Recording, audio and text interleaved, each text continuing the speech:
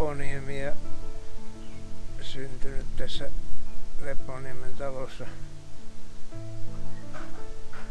1943.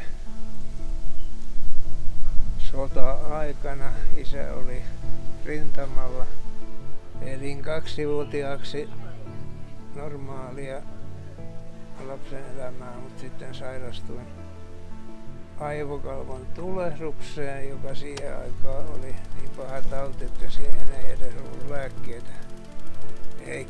Heikkeni jatkuvasti sen jälkeen se näkö ja kunnes se sitten joskus siinä 23-4-vuotiaana niin häippäsi kokonaan.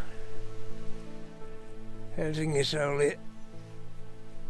oli siihen aikaan näkövammaisten ammattikoulu ja siellä koulutettiin muun muassa hierojia ja minä sitten myöskin ajattelin, kun oli vaan muutama vaihtoehto, että en mä mitään harjoja rupea rakentamaan, että kyllä mä pyyriin ainakin sinne hierojen koulutukseen.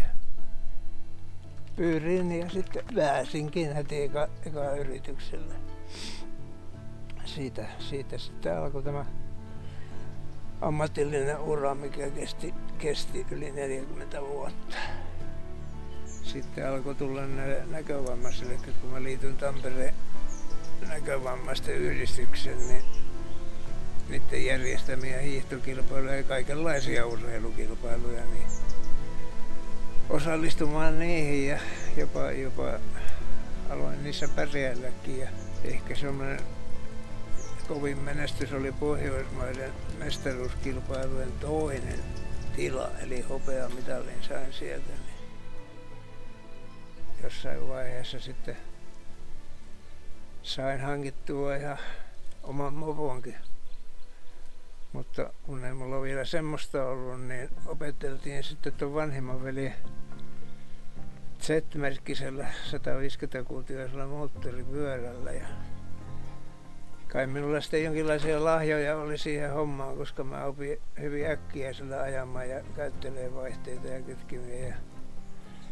Mutta sitten tämä toiseksi vanhin veli, niin se ensimmäistä kertaa sitten yritti sillä lähteä ajamaan ja siinä hätäpäissään vähän sitten niin väänsi sitä kaasua väärään suuntaan ja sehän ampasi sitten sen käsistä mies mukanaan ja siinä oli sitten vanhan navetan pohja siinä aika lähellä ja kasvoi hirveätä nokkosta ja ei muuta kuin sitten kyljelleen sinne nokkospensaaseen ja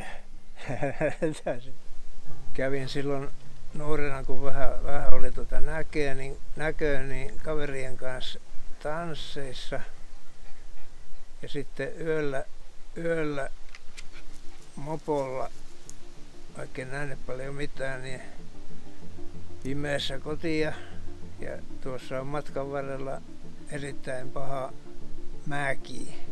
Siihen aikaan oli huonot tiet ja siinä mäen alla sitten niin jonkun kiven päältä ajoi ja siitä se lähti ja pyörä kylälleen ja minä ilmassa montakohan metriä sitten meni ja jysäsin maahan ja rupesin koettelemaan käsin sitten, että mitä siinä lähellä on, niin ei ollut kuin puoli metriä siitä mun päästä, niin oli vanha männyn kanto, kova kanto siinä.